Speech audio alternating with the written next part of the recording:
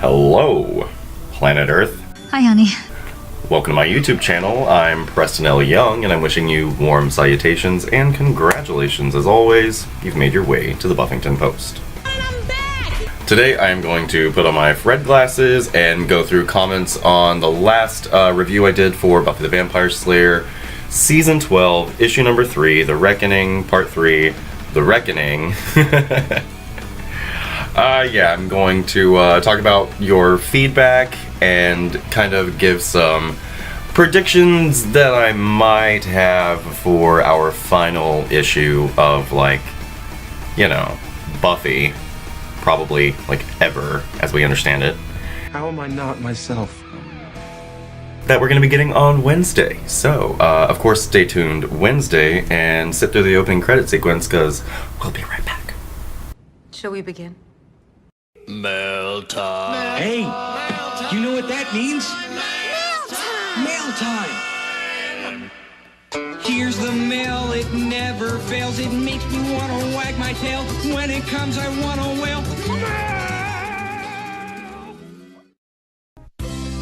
This program was made possible by the Corporation for Public Broadcasting and by contributions to your PBS station from viewers like you. Thank you. A lot of letters. Alright, so I did get like a healthy number of comments on this issue number 3 video. And so we'll start with Natalia Escobedo Kenefic. Here we go. Alrighty. Nice review, liked the issue. There's no reason why Faith or any other Slayer could not use the scythe. I'm totally, like, there with you. Like, it doesn't make a shit ton of sense. Enjoyed the interactions. Love that Faith is getting some page space. Me too. I think that's fucking great. Wish it wasn't all so rushed, so we could have had that from the other characters too. Yeah, like the length of the season is just a big problem in general. It's super dumb that we're only getting 4 issues to, you know, end the world. But nobody's paying me for this shit, so, like, what am I gonna do?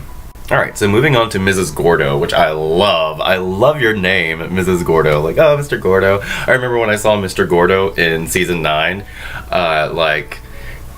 you know, Buffy's profile picture on, or her contact photo on Dawn's phone was a picture of Mr. Gordo, and I thought that was really cute. I'm so pleased. But anyway, so Mrs. Gordo, I thought Angel was gonna die in number 3. Not sure if I think he's going to die in number 4 anymore. Great moments with Faith, kind of bummed she was so down on herself. Whatever. Angel was very much in the background in this one. Do hope the story centers around Buffy with a stronger center around Angel in number 4. It's the end of both their stories. You're so right, and we will see. You know, I was initially worried that Angel would die. I don't know that that's going to happen. I think, if anything, if they really want to get, like, fan servicey and piss me off, they might just Shanshu Angel and Spike's dumbasses, and then they can go off and live in the polyamorous bullshit reality that Harmony wanted for them, but whatever. You all sit tight for a minute. So, yeah, you know, Angel's so much in the background, and it is, like you're saying, like, the end of both of their stories, and so it seems like we would have more of him, but it is, like, her name on the book, so, like, what the fuck can you do, right? Then we've got Angel Alex 242. Most logical solution to the situation is Illyria. Why, thank you for revealing your plans, Hearth. Now I can deal with them. Illyria rewinds time, tells Angel perhaps to break that wizard staff of the Shadow Men. And Hearth's plan, like, yeah, I mean, well, you go on to say that, Spike, Illyria, Dawn, and Willow, as well as Angel, are the only ones who actually have power right now, since all of the Slayers have been depowered. But I mean, like, they they should be able to like fix this. And you're right, like Illyria could, like in theory, like do the time travel thing. But like all through Angel season 11, we found out that like time travel doesn't fucking work, and it just like unmakes reality and all this good stuff. And so like the thing about time travel is whatever happened happened, and that's pretty much what we kind of get to in Angel season 11. Although even though Angelus and Darla like kind of got like sent off on a different path, it seems like they like all of the events of their like past, but you know, their present, whatever. All of the events in the past seem to have just happened anyway, so I'm not sure about the logic of time travel. I don't think the Buffyverse should play with time travel. Is it difficult or time consuming? Like, it worked in Time Bomb because that was such a contained episode, but the whole idea was like it just kept happening, and the only way for it to stop happening was to literally take away Illyria's power. So like, when you give Illyria all of its powers, you have this whole like contradictory nature to, you know, your character and your universe. Because if you're gonna say Illyria's got all the ultimate power, but then not let Illyria use it because ultimate power corrupts absolutely or what the heck ever, like, make up your mind, Buffyverse. Like, again, no super convenient Destructo rays. What happened to those? Just boom, boom, boom, all through season 10 of Angel and Faith rather, and then like, no more super convenient super Destructo rays. It doesn't make a shit ton of sense. Why? But yeah. And about me recording on my headset and it being very quiet, just put some fucking headphones on. It's totally fine. Like, you can hear it in your earbuds. Like, sorry that it's quiet, but sound quality's better. Anyway. Just listen. Adorkability. I agree that the story seems too rushed. I get it, they were only allowed 4 issues, but it seems like the story they had planned really needs 8 to 10 issues for it to play out. Also have hated Illyria/Fred since they brought her back. Storyline makes no sense. She's basically Bruce Banner and the Hulk, but Bruce Banner and the Hulk is a bit more coherent. You can actually like understand what's going on there. But with the whole Illyria and Fred thing, it's like, they're 2 different actual people. Like, the Hulk is just kind of like the manifestation of, you know, the id. Like, the things that Bruce Banner won't let himself be is what the Hulk becomes. Whereas Fred and Illyria, like, they're 2 completely different entities. Like, one was like here on the 3rd day of planet Earth, so it's like, what? Yeah. I like the Illyria Fred stuff because it is so complicated, but at the same time, it's like we are just rushing through this bullshit, and we don't know why Fred is back. We never get like a real explanation of why Fred is back. It's just like the new magic, whatever, like the end. And generally speaking, this is the worst problem that we have in the Buffyverse at large, because we were told in season 5, while the shows were still, one show was still a thing, but whatever.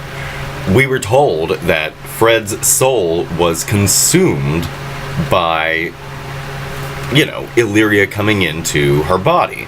And so if Fred's soul doesn't exist, we haven't ever answered the question of whether this is actually Fred, as we understand the character to be, or if it is just an amalgamation of Fred's memories. We never explore that. We're just supposed to accept that Fred, even though her soul was destroyed, suddenly it's not anymore. And I feel like that's really not at all how the new magic works. Right? Because it's like, sure, like, the new magic, when it started happening, like when, you know, fucking Fred showed up in the first place, we had just found out, basically, that the laws of this new magic book, or what the heck ever, were writing themselves based on consensus. And I don't feel like there were enough people in the Buffyverse to actually make Fred whole again. Like, in the Buffyverse, only like maybe 20 people who knew Fred over all this time would be wishing her back into existence. But the whole thing is like, the new magic rules write themselves based upon the general consensus, and that's not enough to make Fred whole again, right? Like, she's not the whole Fred. And they never explain this. So, no explanation on that. There's literally been this much Fred.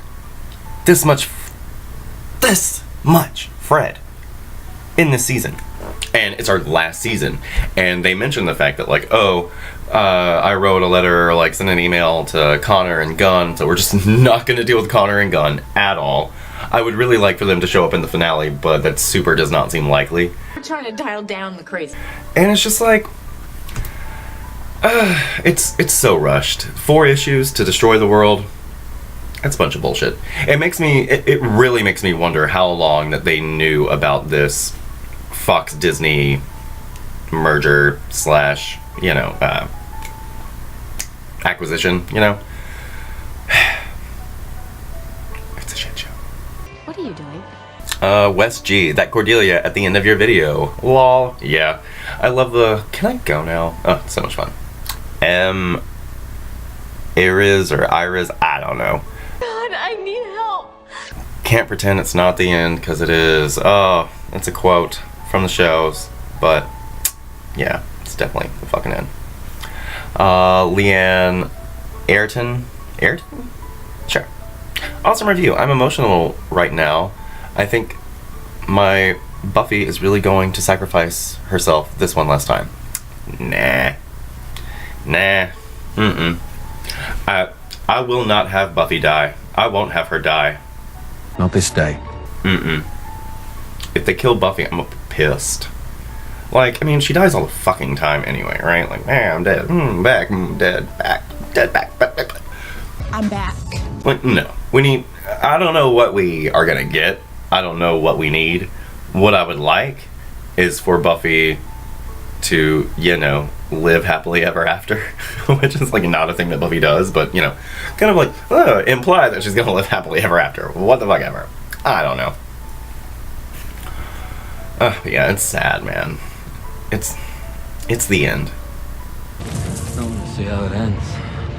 Anyway, Sonny Masterson kind of thought the best solution to the Harf's precognition was for Willow to give Buffy amnesia at some point. Okay, so he's talking about, like, taking Buffy's memories of the plan so that Harth wouldn't be privy to the plan.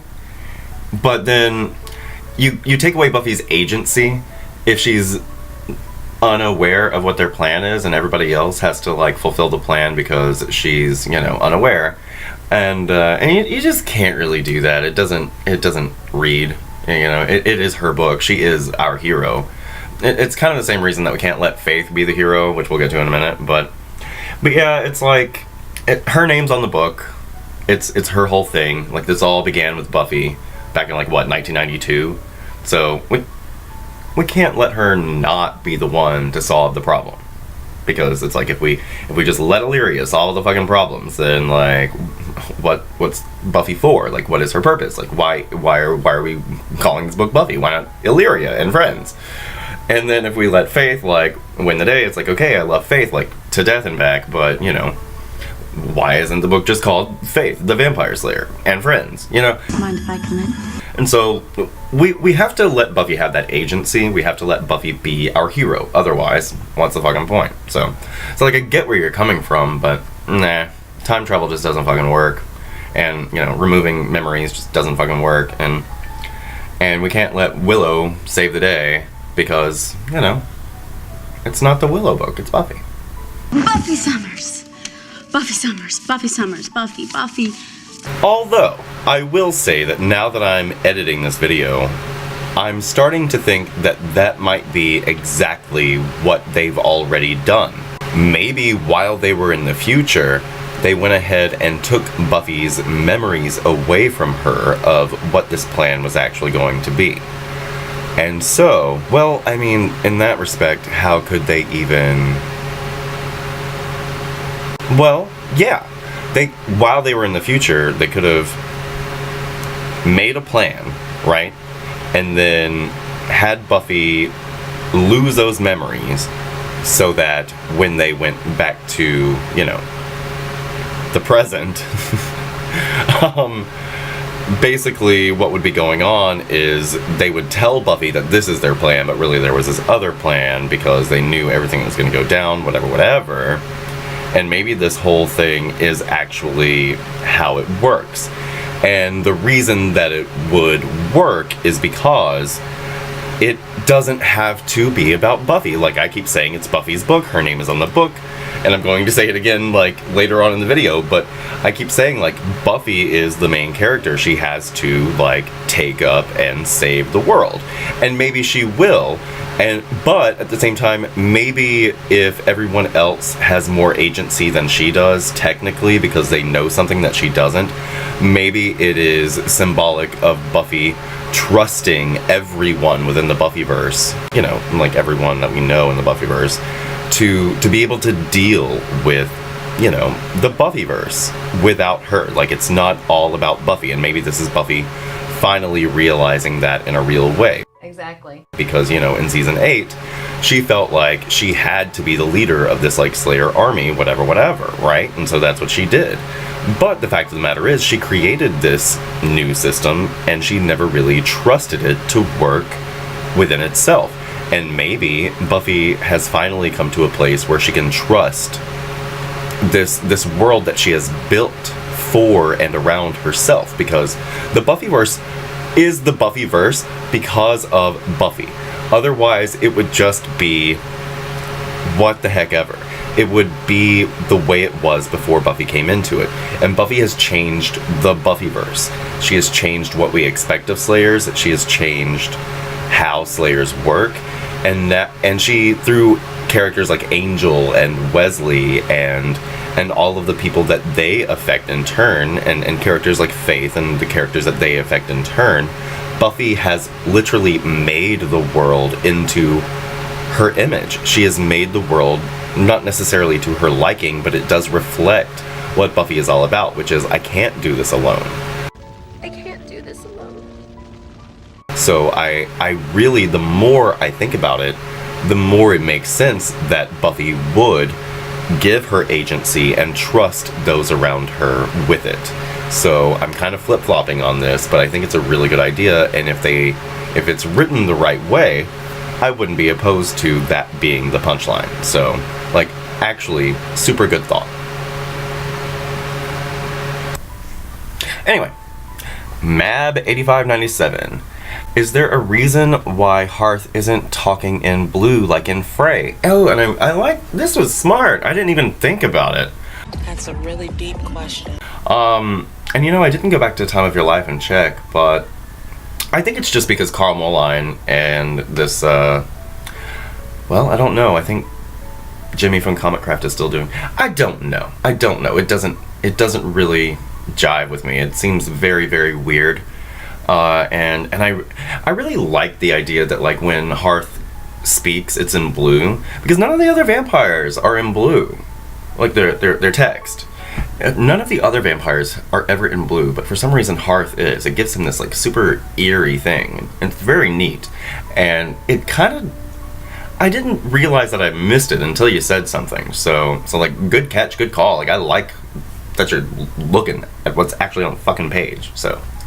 Thanks for noticing. Go, Mab. Angel Rodriguez. Finally, you are back. What's the name of that song you had playing at the beginning? And great review, you slayed it. Oh, it's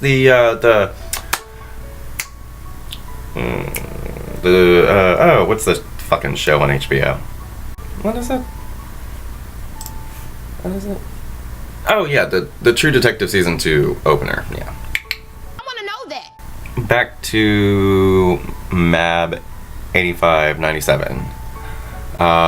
Why don't they just give Hearth a soul? No need to battle. Well, I mean, personally, I think going around giving vampires souls is, like, a bad idea, because, I mean, well, look at Angel. His life is, like, not fun. He has all this guilt about the stuff that he has, right? Or, like, all the stuff he has done, rather.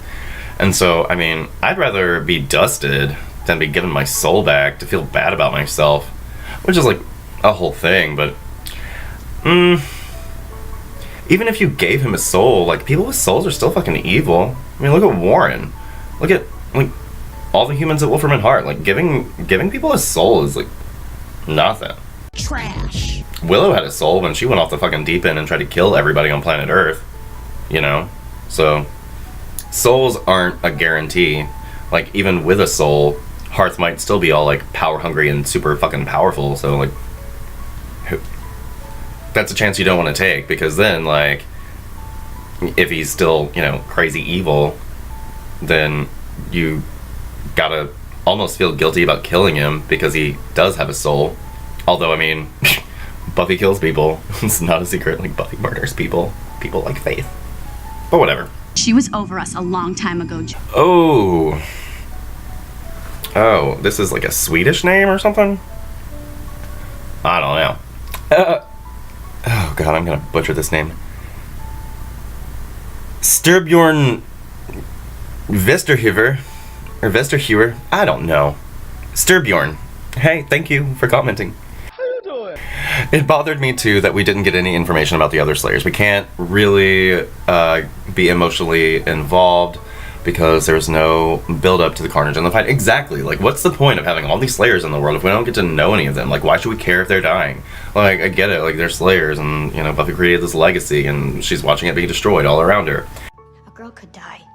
But, I mean, we don't know them. We just know that they exist. We know that they're out there. We know that they're fighting for Buffy and, you know, everybody, you know, the whole planet Earth situation. But, I mean, like, what? I just hate that we spent, what, like 5 seasons now? 8, 9, 10, 11, 12. Yeah, 5 seasons now. And we have so very few other Slayers who aren't Buffy or Faith that we've spent any real time with. Who you got? Nadira, okay. Satsu, not fucking around. Kennedy, okay. Like Kennedy, not around. Who are the other Slayers that we really get to know? Renee died like 2.5 seconds after we met her. I did this whole like Felicia's the Vampire Slayers about like Slayers that we don't even know their names and they just fucking die. Genevieve, we got to know her for like a minute and a half before she died. Hello. And I mean, it's just, you have all of these Slayers. All of the Slayers. There they are. Everywhere. But let's just deal with Buffy and Faith. And don't get me wrong, like, I love Buffy and Faith. Like, it's ride or die. But, like, what are we doing? What are we doing? Nami. Looks like you've wasted my time.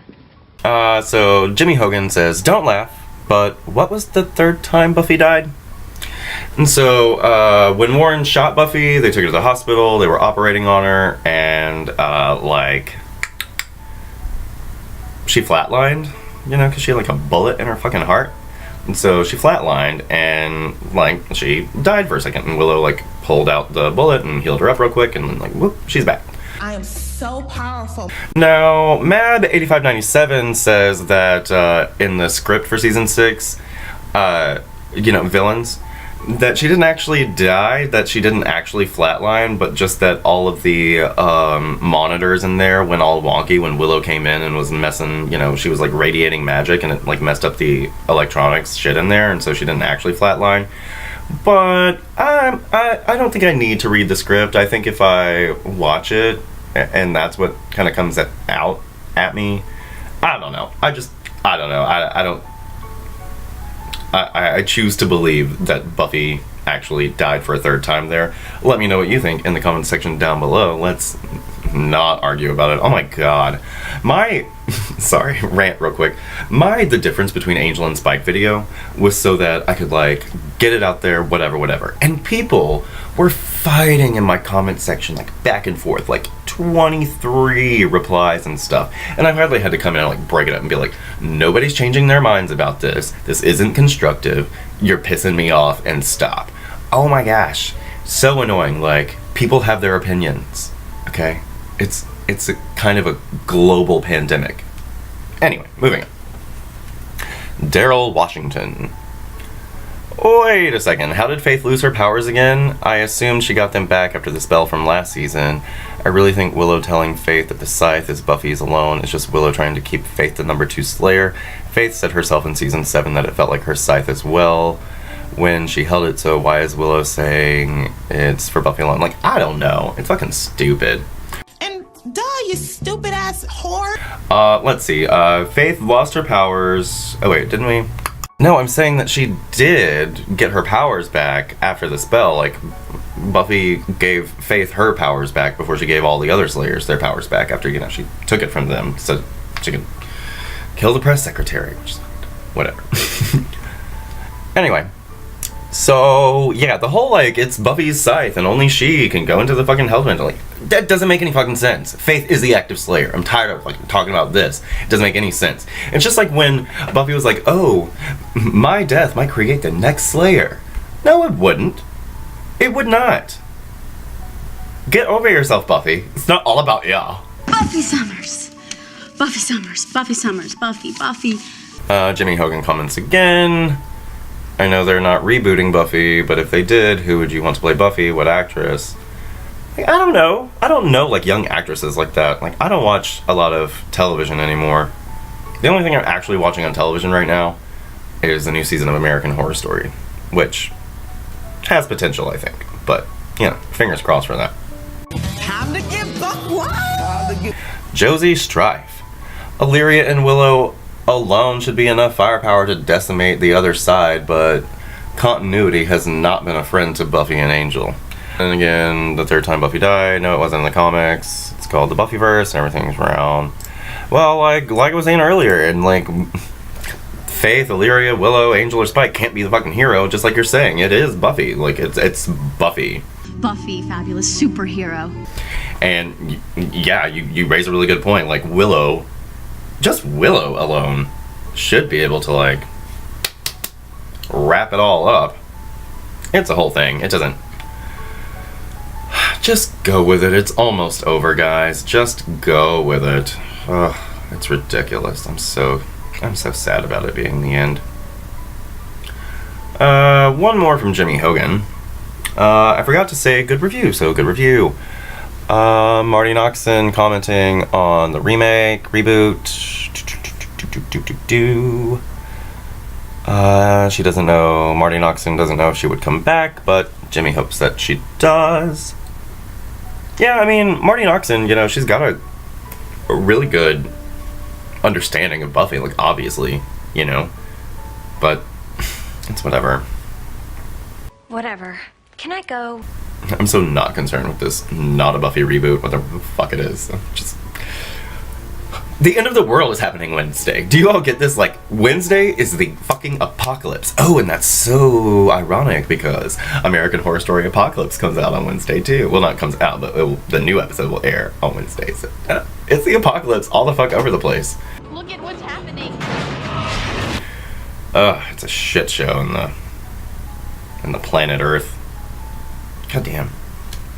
So, predictions. Do I have any real predictions? I don't know. But, you know, I was thinking about it. And the fact that Hearth, like, used the Staff-a-Majigger to, you know, take Buffy's power, and therefore, you know, all the power from all the Slayers, it really does read with everything that we know from the future. Maybe. I don't know.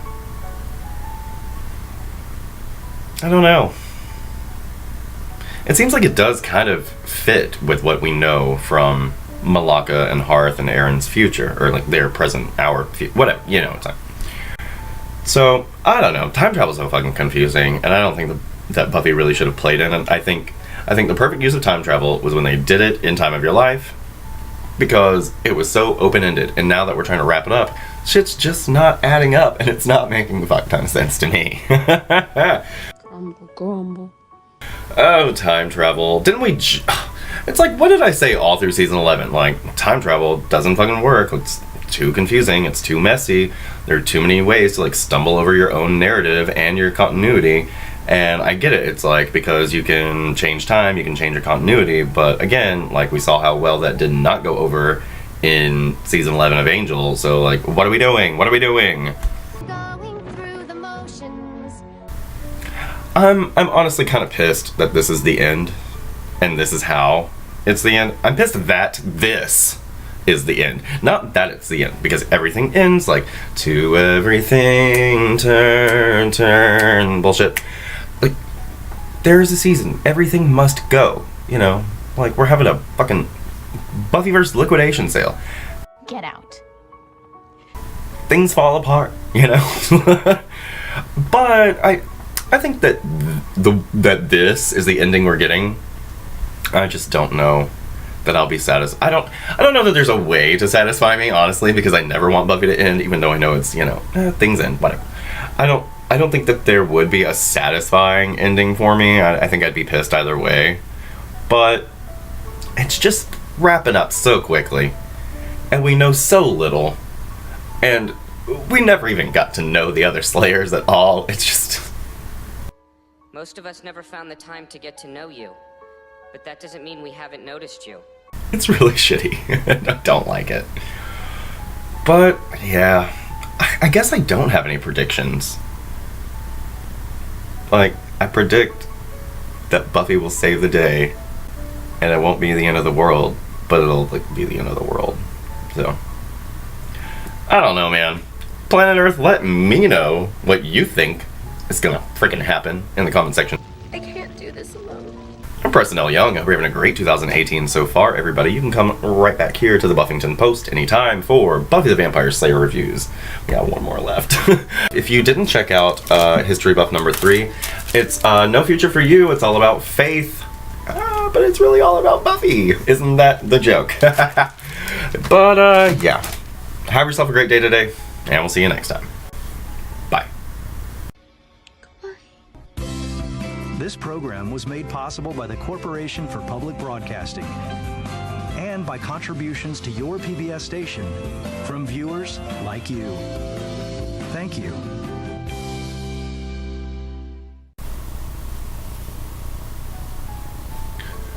Oh, this fucking hair.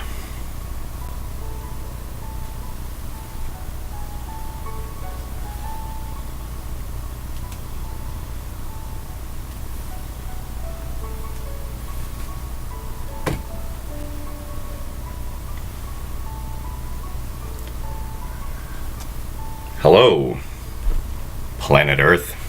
Welcome to my YouTube channel. We're at IDK, my BFF Jill 730. I'm Preston L. Young, wishing you warm salutations and congratulations as always. You've made your way. Oh, I did the shit. I did the whole thing.